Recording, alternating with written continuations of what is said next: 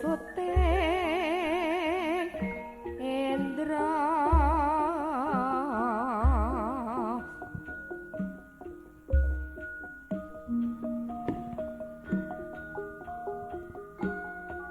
suting Indra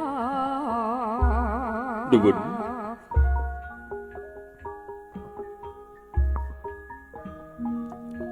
ngaturaken wilujeng siyang wilujeng rawuh kunjuk sandyaning para tamu sinedahan kula wangsa agung cinaket kang hamengku gati nenggih Bapa Kasna Ibu Suratni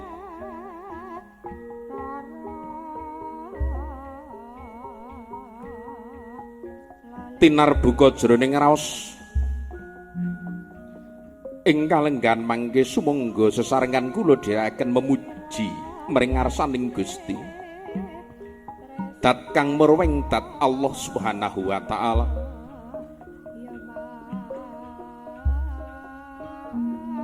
ingkang sampun paring barokah lan pitedah dhumateng panjenengan kula temahan mahananing kalenggan mangke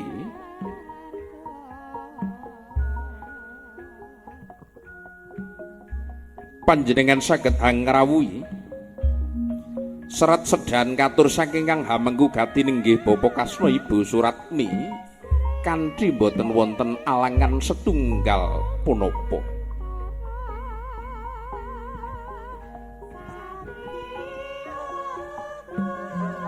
dening wigatining pahaman sagung para werda ing kalenggahan mangke Bapa Kasna Ibu Suratni priagung kang hamengku gati sawega netepi darmaning werda hangrakit kang sekaradya manca-warni kembang pancawarna tandha cehna kalamun kang hamengku gati sawega ngentas putra mahargya siwi nenggih Mas Bagus Rendi Hendra Rudianto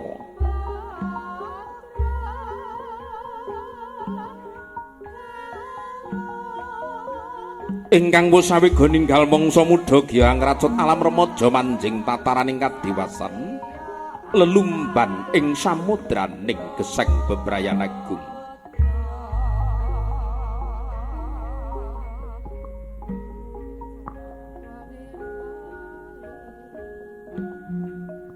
mawantu-wantu kang hamengku gati nenggih Bapa Kasna Ibu Suratni nyuwun panjurung sih donga pangestu saking ngarsa panjenengan sedaya mugi tumanduk dhumateng atmaja kinasih kang ngarsa kabiwadhe ing kalenggahan mangke teman bangkit anyembuh kayuhananing agesang atmaja kinasih Denira arsa lelumbaning samudraning gesang bebrayan agung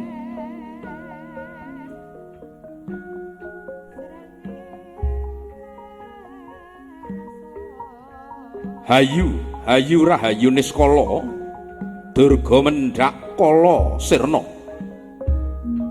jinangkung purbaning kang murbeng ngrat mugi lampeng upacara widagda purwa madya tumapak ing wasana nuwun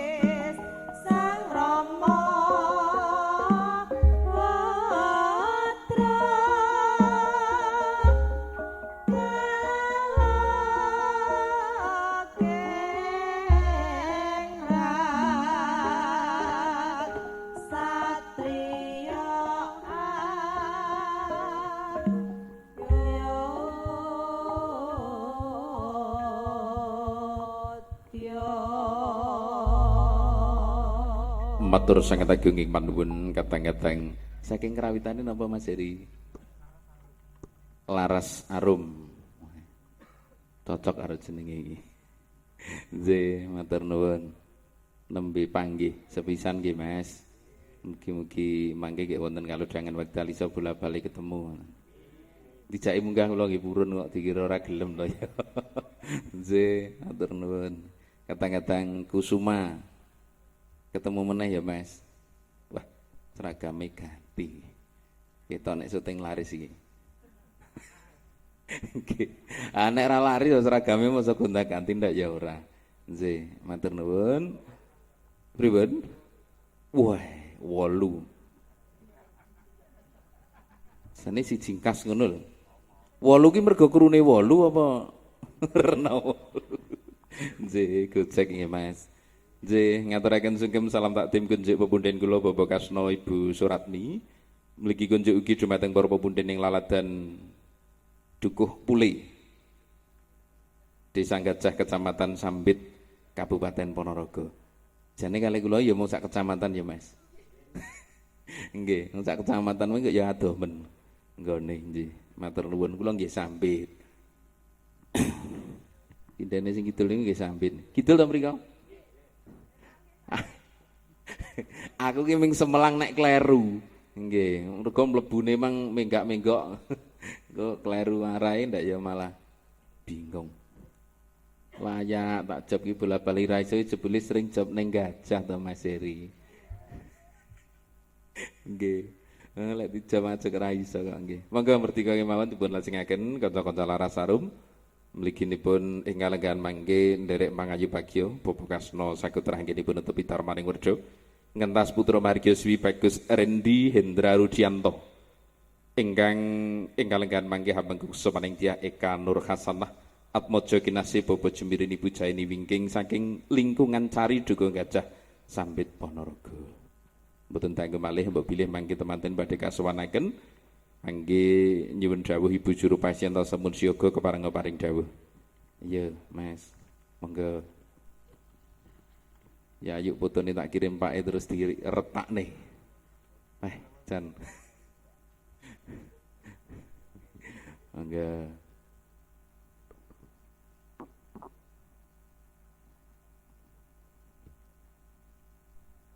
Mungkin yang lor-loran nek pengen mantenan kerawitan ngono angele wis siram. Tenan kok ya arang-arang. Pol-pole kibot. Ya yuk. Wis pedhot nek musuh kibot ya Jan. Monggo ngene iki ya nyegerke rasa. Monggo merdika kemawon ingkang badhe katur menapa? Dumateng para kadang-kadang Laras Arum Gajah Sambit.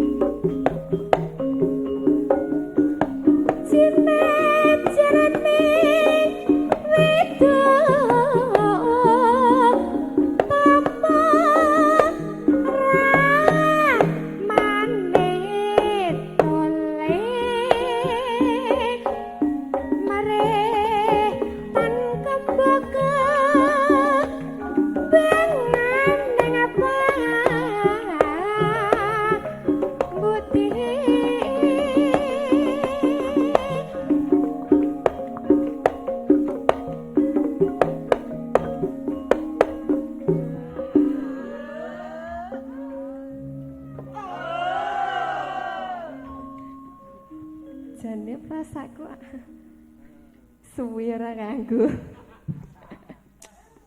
Senggak ya ketok nek kompar, anu kompak. Nggih. Mobile Pak, senes Nggih. kompar niki jen. Ya suwe kok ya nyat setahun lho ibaratnya ra krungu gamelan nggon manten. Gara-gara pandemit. Nggih. Jan Pandemit. bubruk entek ngalas entek ngomah. Kula sampai kangen kali jenengan. Ayo suwe ra tak jak wayangan kok ya. Lah piye ya anggere Ditunggu-tunggu jane Pak Bos iki nganti ngono lho. jan iki job ki ya eneng ning delalah, racake iki ya rego. Batal. Ora nggih sindane wis sitok Nggih. virtual. Lah piye? Nyocokne dhuwit lho. Lah wayangan 4 juta ki piye jajale? Nggih. Mula ya dinik-nik iki kok semene rombongane semene. Iya sindene siji majan. Nah, iki disiarke secara langsung mung ra entuk ditonton. Nggih. Lah nggen kula niku nek wayangan kidul diduk Selambu, lor Selambu, ngarep Selambu. Lah persis wong adu jago niku kok ning jero kombongan. Kaya piye matene terus wayangan nanti kerombong kula sampe ngoten. Ning nggih niki pun mulai angsal. Tanggal 12 mengke nggih Pak Pugu, Mbak Yayu ayo disengguyung bareng-bareng. Ini giliran ben wulan mengke wayangan. Nggih dulur-dulur gajah ngersake pentas mriku nggih monggo gamelan sak-sake nggih wonten wayange nggih enten digunakan bebas. Nggene nggih wonten. Nggih, mung cedhak mawon lho mung mriku menak. Ning kula nek mandhap medal mriki mboten wantun. Oh kanji dek mben tiba kok ya medun saka kene. Lah jenengan yo beto metik barang lho. Ha sing kena nggo angkut-angkut akeh kuwi kok ya. Mergo kula iki nek dolan biasane mulih iki apa-apa tak cangking cethuk tela, tak cangking cethuk kucing tak lebokke. Jojo jenengan cethuk watu jenengan lebetne, Pak. Nah niku nek jaman akik kae, nek saiki ya brai. Oke, enggak. Mangken matyan tua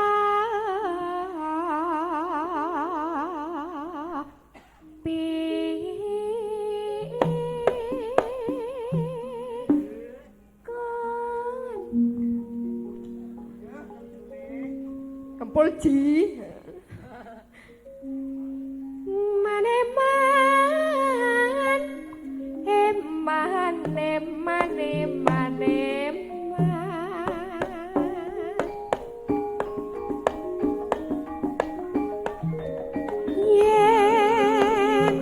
tanmi kani rasa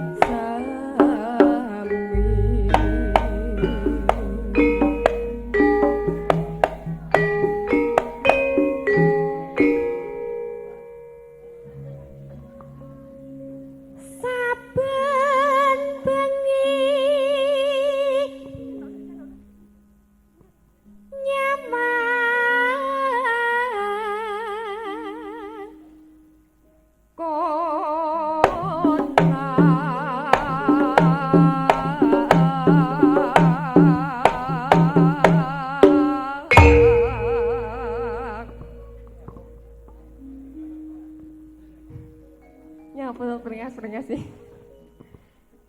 Yen mamaja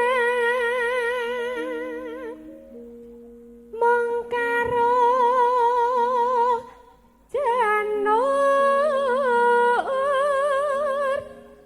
kuning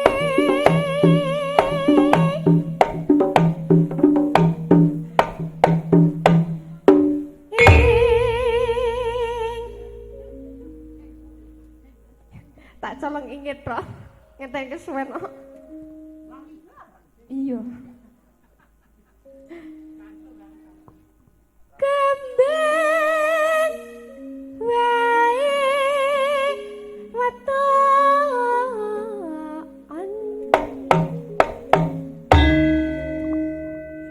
guna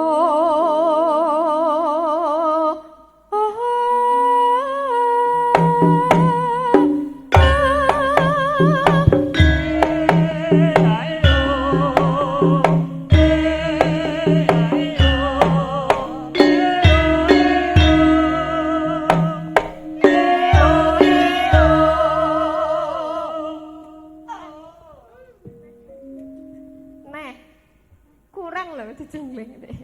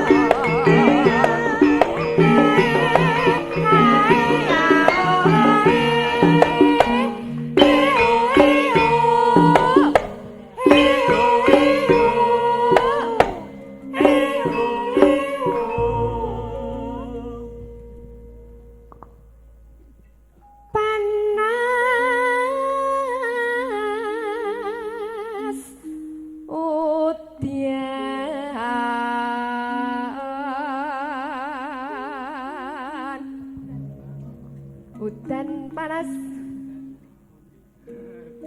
diudani njaluk kopi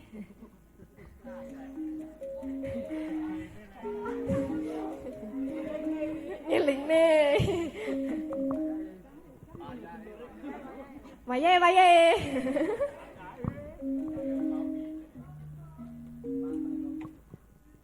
panas udan aling-aling capek gunung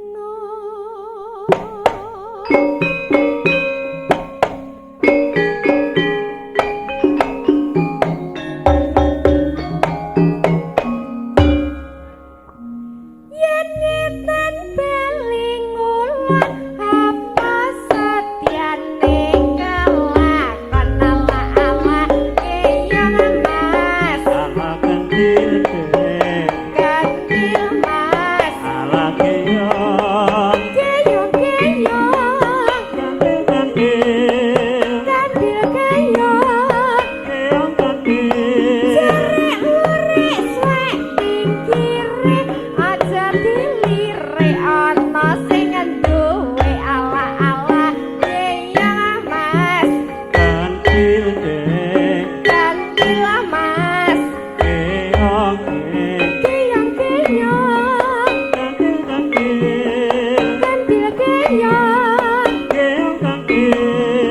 berapa sak sen lima berjuang tim